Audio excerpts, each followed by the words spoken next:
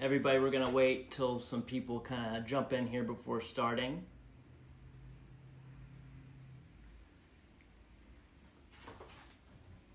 There we go.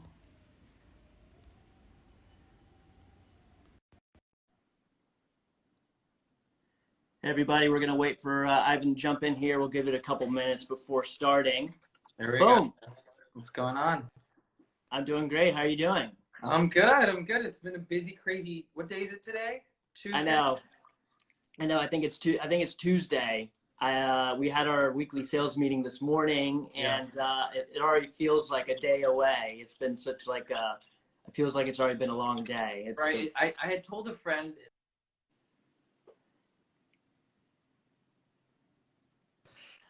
It's Sorry, April, I was right? having trouble hearing you there. Say it one more time. Oh, I said one of my friends like, "What day is it today?" I'm like, "I think it's March 45th." Yeah, it's crazy. It's crazy. Well, we'll give it a couple minutes. Let some more people jump in here, Sounds good. and we'll get started. All We'll get right. started. But yeah, it's been an incredible weather here in Houston, and it honestly feels like Southern California. It's probably low 60s, no humidity, not a Nice. cloud in the sky. I just don't have my blinds open because it's just so bright. You won't be able to really see me. Nice. It's same here today. I haven't been outside yet. I think it was 67 degrees. Yesterday it was raining. It was raining for a couple of days. So Really? today I'll Okay. probably do a nice little workout on my rooftop and There you go. yeah. Nice, nice. Well, as people jump in, let's just go ahead and get started. So, for people joining, my name's Harris. I work at Douglas Elliman here in Houston, and the reason why I wanted to do this live video is, of course, with coronavirus and everything going on in the world, more and more people are getting interested with what's going on in the market. Each week, I, of course, do videos on the Houston market, but I wanted to bring Ivan here, who I met at the Elliman conference this past year or a month or two ago. That also feels like it's been forever ago. Yeah. And we really connected when it comes to the market, and I wanted him to join just to speak about his experiences. So, Ivan, thanks for joining. Tell us a little bit about yourself and kind of the markets you serve. Yeah, absolutely. Well, thank you so much for having me. Very exciting. It's nice to see people in one shape or form, right? Either For Instagram sure. live or a Zoom call every day. Yeah. So my market, I grew up, born, raised in Los Angeles. Before I was in real estate, I was an accountant. Actually, I went to USC Marshall School of Business, and I was a CPA for Deloitte and McGladrey. And 10 years ago, I decided to make the switch into real estate. Best decision I've ever made. Absolutely love it. It's definitely my passion. The markets that we serve in LA, I usually say it's the LA basin, but pretty much Malibu to Hollywood is our threshold. And the market right now, I mean, obviously things, we're going through some very challenging times right now. We can't do any in-person showing. So even though it's an essential business here in California, we can't go out and show property at all, even if it was at 6 feet. So right now things are a little bit at a standstill. But if you do have properties in escrow, which we thankfully do at the moment, we have a couple. Inspectors can still go out and inspect. Appraisers can still go out and appraise. And we're closing 2 deals next week and a week after that throughout this whole ordeal. So we're still trying to move and shake and do whatever we can regardless of the times, right? We got to control with what we can control, and the things that we can't control, we just have to accept it for now. Yeah, absolutely. And we're also really lucky here in Texas to be designated as an essential business. I know some of our colleagues in other parts of the country don't have that ability, and that's obviously putting handcuffs on them and their ability to serve their clients. Of course, it's with the purpose of fighting coronavirus and doing our part, each and every one of us, to practice social distancing and doing what we can to support our medical community who needs us to do Right. all those things to support Exactly. them. Um, but for your current clients who aren't in escrow, so who had plans to either buy, sell, or invest for 2020, what were their strategies, and has some of them changed because of coronavirus? So they has definitely changed. So a lot of our clients, because of taxes. We're moving out of California to Texas, to Colorado, to Florida. And so, the plan was to list in the springtime, and hopefully, I mean, our market's been very active still in the, I would say, $2.5 to $3 million price point and below. We're still getting multiple offers, multiple bids, lots of buyers looking. Obviously, this is before the COVID-19. And then the plan was to sell and relocate. And so, we had put these plans together November, December, and January. And obviously, life decided to throw a curveball. And where we're at now is we are at a standstill. The thing is, we have for two of 7 properties that we have coming up. We did take the photography. We've been using Matterport for years. I mean, we've been using Matterport since it came out 3-4 years ago. VR goggles. I've been using the VR goggles in my listing presentation for the last 2.5 years. So I'm really glad that things have kind of caught up with the times.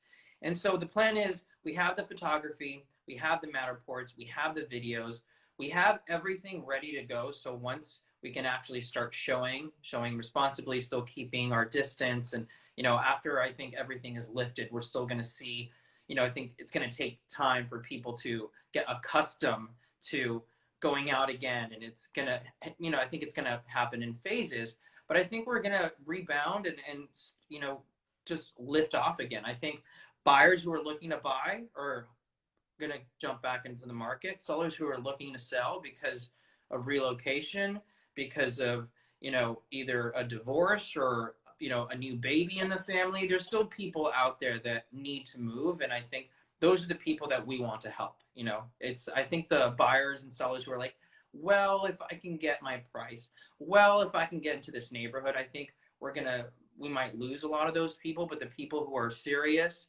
I think there's going to be, I think we're going to see a big boom. Yeah, I think you're absolutely right. Those who had plans to do things, and they're typically based on motivations from lifestyle, job, and everything of the sort, those people will still make those decisions. However, I think the ones, like you said, who were on the fence and more leaning towards not really interested this year are going to hit the pause button probably for the next 12, 24 months, depending on what happens. A couple of things I want to ask you about, one of which is going to be very interesting for myself, my colleagues, and of course just the general community in Houston, is that relocation from California to Texas that's gotten such national notoriety. Are you still hearing a lot about that?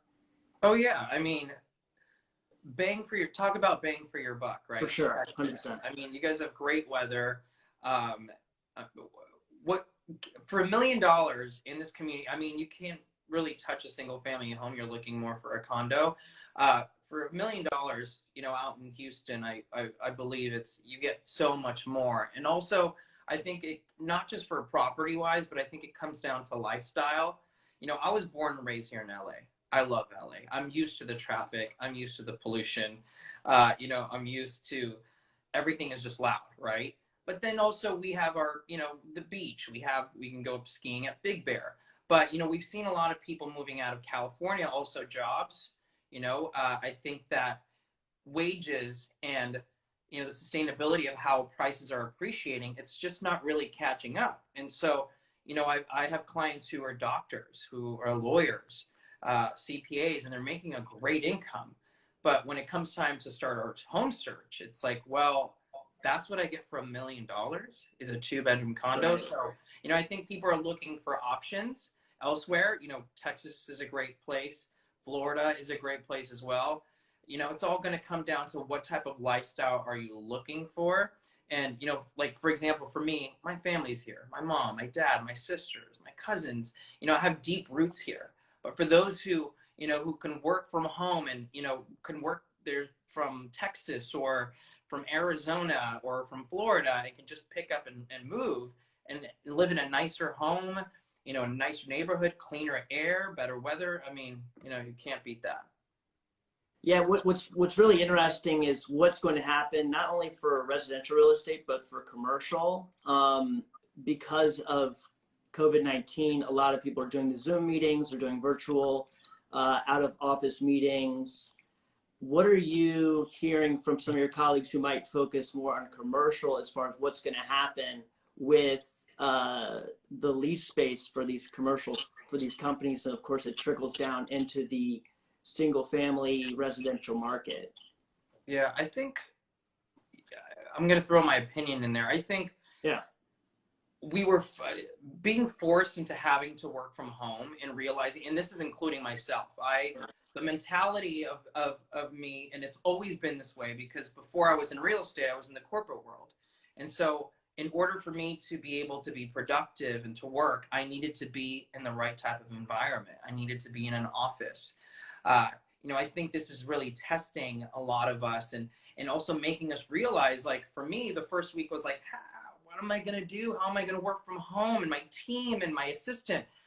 It's been incredible. You know, it's actually not that I'm not going to continue to go into the office, but I've realized I can work from home. I created a really nice space here for myself that is very comfortable, and I'm getting a lot of things done. And I think in the long run, I think every industry is probably either catching up to this or has caught up to this. And yeah, I think there is going to be less demand for commercial space. I think, you know, I think people are going to like working from home because they get to see their kids more. You know, I think it's going to be a delicate balance where I think, especially for in Los Angeles, right, our traffic is just off the charts. You know, our pollution is off the charts. I think if more people work from home and companies see that their productivity is still the same, it would be nice to see bluer skies every day. It would be nice to be able to get from downtown to Santa Monica in 20 minutes, 15 minutes instead of an hour and a half. So I think it's going to be a very interesting shift. I think no one has a crystal ball. Right. But, you know, a lot of these new places, I feel, you know, without putting I'm not an economist or anything like that, but, you know, I think a lot of places are going to see a decrease in demand from, you know, real estate offices, from, you know, attorney offices, CPA offices, WeWork offices. It's going to be really interesting to see how this all unfolds in the next couple of months. Yeah, and what's interesting about our industry and other like industries where, you know, in-person meetings, client touch is so important. It's going to be interesting how we balance using the digital tools while not forgetting the personal aspect of our industry. I mean, what are some of the things that you're doing with the extra time you probably have on hand to prepare for that new reality of, you know, working in that balance? So one thing that I think I'm going to integrate into all of my future meetings. So obviously we can't see our clients face to face at all times. So it's usually been a phone call. You know, I've been enjoying doing, you know, the Zoom calls. I've been enjoying getting on the iPhone and just jumping on a chat and actually seeing each other and not just hearing each other. I think that's going to be something that's going to, I think, bridge that gap of being able to connect to your clients, being able to connect to your friends, your family.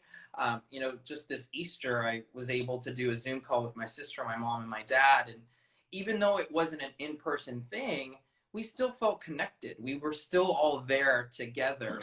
And I think that moving forward with technology, it's going to make our lives a lot easier. It's hopefully will help us connect with people a lot deeper. Obviously, an in-person meeting is always going to be best, right? Right. Of course. You know, for me as a networker, I'm part of many different networking organizations. I'm part of the board here at the Los Angeles Natural History Museum, and we're going to have our first Zoom meeting, which is going to be very interesting. But, you know, I've done a lot of these, and I think it's just going to be getting used to. It's going to be something different. You know, it's the future, I feel, and you know, you can either adapt to it, or I think in time we're forcefully going to have to adapt to it, because you know, video is not going to leave us, I think, anytime soon. Oh, definitely not. I mean, this is only going to push people to use it even more. Probably those who haven't really been comfortable using it, they're being forced and being pushed into the deep end, so to speak. And it's hopefully going to make us all better for it. I want to learn a little bit more and educate everybody a little bit more about the LA market. You know, obviously Houston and LA are so different in terms of price points, right? You mentioned the 2 to 3 million. Put that in more context, right? Like, where is that in terms of the greater LA market? Is that, I mean, is that luxury yet or not? Not really. Yeah, so it depends, right? I think Los Angeles is like this big puzzle piece. And Yeah. then within that puzzle piece, like certain areas, like let's say Beverly Hills or the Hollywood Hills or Santa Monica, then that's another puzzle piece where prices can change within blocks of each other. Um, I'll give you some perspective. So if you were looking for a 1 bedroom, let's say a 2 bedroom condo in either West Hollywood, or Miracle Mile area, which is closer to the Beverly Hills area, Yeah. you're looking at about 800,000 for a 2 bedroom. That's something that's a resale. If you're looking for new construction, then you're looking at the 1.5 price points for a condo. If you're looking for a single family home in the same area, 3 bedroom, 2 bath, let's say 1,600 square feet on a 5,500 square foot lot, you're looking at about, this is starter home, needs work. Yeah. You're looking at around 1.7, 1.8 on average. Yeah, that's incredible. It gets crazier from there. If you're looking in Santa Monica, for that exact kind of footprint that I gave you, 3 bedroom, 2 bath, 1,700 square foot, you're looking at like 2.4, 2.5. Yeah, it's so wild because that, I mean, when you talk in terms of, right, starter home, I mean, cut that number in at least in half, if not way more, depending on the location in Houston. Right. I mean, you can get a 3 bed, 3.5 bath. Granted, it's a townhome style home, 2,100 square feet. Depending on the location, it could be as cheap as, let's say, the lower mid 300s for what we call inside the loop. And then it gets into the million plus market. But I mean, anybody who's a first time home buyer in LA will see a home in Houston, their mind will just be blown Live in a as to what palace. their money can get. I'm not trying to convince people to leave you. It's just so No, it's interesting, the okay. contrast. I mean, for me, it's less traffic, less pollution, less lines. There's everything in LA. Getting coffee is a line, getting gas is a line, in the grocery store line. So Yeah. well, I'll send them your way. No problem. Yeah, with for that. sure. Likewise. For Houston, right? Everyone knows it's an oil town. Of course, the medical center here is the largest in the world. Not everyone knows that, but of course, at its core, it's an oil and gas town. For LA, would you say that just entertainment industry is still just the main driver? Like, educate us a little bit on that. Yeah, so entertainment in LA is a big driver for our real estate market. I think when people think of entertainment, they think of the actors and Right. the musicians, and they're a big portion of our community, but it's also the writers, it's the directors, it's the producers, it's the people behind the scenes. We also have a very big tech industry here at Playa Vista, so getting very heavy on the tech. Another one of our biggest industries is entrepreneurship. I mean, this town has more entrepreneurs and more new businesses are open here than anywhere else that I'm aware of. And also, we're a very international city. I mean, for us, because of COVID-19, we can't fly. Our international clients, European clients, Chinese clients, they're a big part of our market. And they're unfortunately kind of not in play right now. But, it's divided. I would say entertainment's huge. Tech is very large. Entrepreneurship, a lot of business owners who work out here. I think those are probably the main drivers out here for us. And obviously, we have our attorneys and CPAs and people in the financial markets who are also a big driver of real estate. But yeah, I think our top three would be finance, entertainment, and tech. In the coming weeks, right, coronavirus has changed sort of the expectations for the year for the real estate world. I'm sure both our cities, every city in the U.S. and across the world. Over the past few weeks and in the coming weeks, what are you going to be looking at as far as activity to educate your clients of how to take their actions and kind of guide them on that path? Great question. Well, I saw something you were posting, which I think is incredible, is a market watch.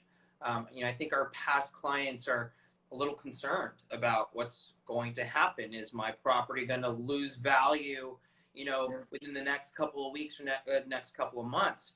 I think, well, I don't think, I know from a lot of my clients, their head is going back to 2008, thinking, oh my God, I remember how it was in 2008. I remember what a bad recession it was. I remember people losing their homes left and right. And I think it's our job right now more than ever to educate our clients, with the facts. I think there's a website that I've been attending that I am a member of, and I'm not affiliated with them, so it's not like I'm throwing them a free promotion here, but KCM, Keeping Current Matters, is incredible. I mean, they really have a lot of amazing videos that we can send to our clients and to try to at least give them some perspective on factual information on what's going on.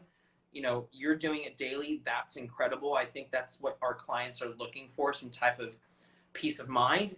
I had 3 phone calls out of the 34, 35 that I had yesterday. 3 of them were clients that said, I'm not getting any sleep at night, like 0. Wow. I don't know what to do. I'm super worried.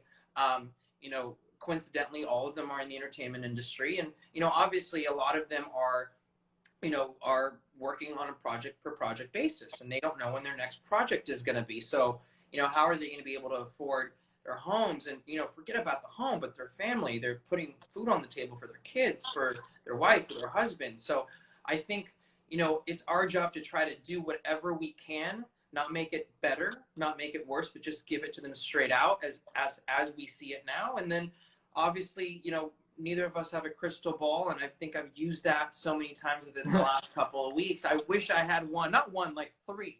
I would have 3 in my office so I can help as many people as I can, but we're just gonna, education is so important, and just letting them know that we're here, no matter what happens.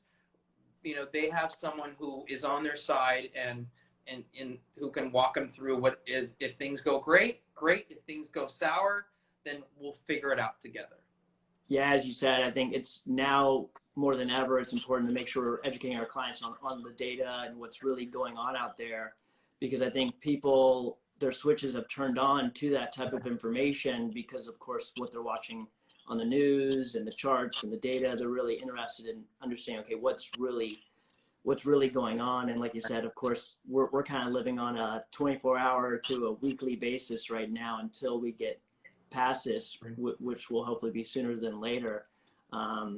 But we're, of course, kind of wearing the hat that many realtors wear, which is to listen, console, and give people information that they need to make decisions. Exactly. So I want to open it up to any questions. I know we have some people in the feed here. If anyone has any questions, please chime in, either for myself or for him, and we'll be happy to answer. But I appreciate everyone joining. Do you have any questions kind of for me, the Houston market, or anything like that, that your kind of viewership might find interesting or want to know about? No, absolutely. So you had talked about like the entry point. So like entry point for Houston, and also like what are you had mentioned oil. Other than oil, like what type of other industries or people that are relocating to Houston? Are they, nurses, doctors, kind of give me a little bit more information on that. I mean, the 2 big drivers are oil and gas and medicine. I work a lot with the medical community, a ton of nurses, a ton of medical residents. We have the largest medical center in the world. So you also have a lot of people relocating here for unfortunate reasons, which includes treatments.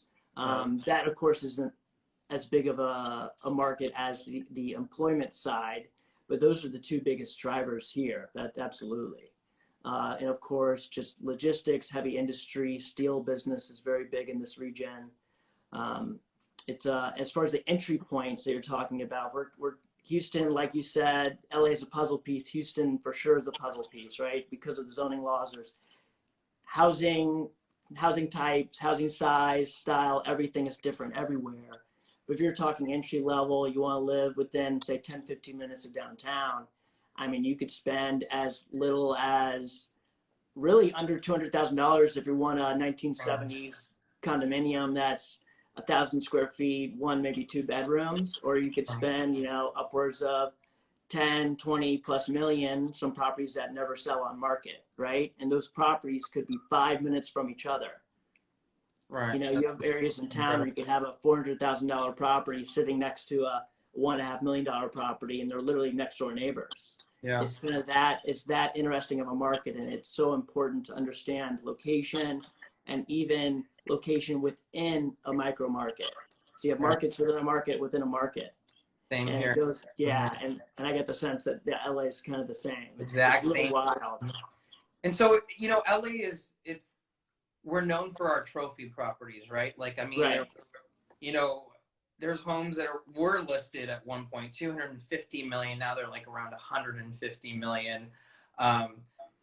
If a client wanted to buy a trophy property out in Houston, what does that look like?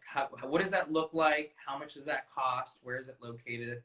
The trophy property is located, so I would say the neighborhood with the most notoriety is a neighborhood known as River Oaks. It's a very old neighborhood. You have homes that are built in mid-centuries and older. Some of them, most of them, have been, a lot of them torn down, and they're building larger homes, starting in, let's say, the 3-4-ish million, and it goes on up to north of 20. One of my colleagues, Steve Bumgarner, in our office, has a trophy property for sure. It's on, I think, 120 Carnarvon, just outside of what we call the Loop, in an area called Memorial or Close in Memorial, and it's listed for just under 30 million. Wow. And it's stunning. It's stunning. I mean, you put that in LA in a prime spot. I mean, I can't put a number on it. Wow. I can't put a number on it. It's really insane. And who's buying properties like that? Like, who would be the potential buyer for something like that? For something like that, I'm still trying to find them. But it's probably not someone's primary residence, right? It's someone who travels to Houston quite often, or someone who has a large corporation who has many people travel here. That's probably who it's going to be. Nice. But they're still looking for them. So if you got someone, we have an amazing place. That's awesome. And one last question that I had for you. So, Los Angeles is very well known for being an international market. The residents of Houston, is that something, like it is here, or like New York or Miami? Is Houston kind of around the same, or a little bit different? I can't put a number behind it. I wish I could, as far as like comparing or putting percentage or like a top list of where Houston stands in place of other major cities like it. But yes, it's very international. You have people coming from all over the world because of the oil and gas industry. You have a lot of people who, right, they'll start working for Exxon. Exxon will take them to Singapore, and then they'll bring them back to Houston, right? Or they'll start in California, Singapore, or wherever they're going, and then to Houston or Africa. There's people coming from all over the world for both oil and gas and medicine. So it's very international. If you do ever come, I'm definitely coming. Give me a heads up. After this whole ordeal is done with, I was planning on going to Houston because I've been to Austin and Dallas. Love Austin. Very beautiful. Heard amazing things about Houston. So as soon as this whole situation is done with, I'd love to come and visit. And I'm a foodie, so I'm all about the food. You got to take me to a good place to eat because I love the food. Yeah, so the international flavor of Houston is definitely reflected in the food. But I want to hop in here. One of my buddies, Ben Richter, who lives in Chicago, actually wants to ask us, okay, what does the population inflow, outflow look like for both Houston and LA, and how has it impacted prices? I don't know if you want to hop in on that. To put a number to it, I don't want to throw a number at it because I don't know exactly. I'd say based on our appreciation of home values, I would say there's a lot more inflow than outflow, because for the last, I would say 3 years ago, I thought this is it. This is the top. Things will start stabilizing from here. And then the prices just kept going higher and higher and higher. And in that $2.5-3 million and below range, right before COVID-19, things were still flying off the shelf. There were still 2, 3, 4 offers on property. So I think, there's definitely more inflow than outflow. And I think the inflow also has a lot to do with Playa Vista. A lot of tech companies moving over to our area. Just down the street, I live in Century City. Google just purchased this massive building. It was a huge mall. It's being torn down.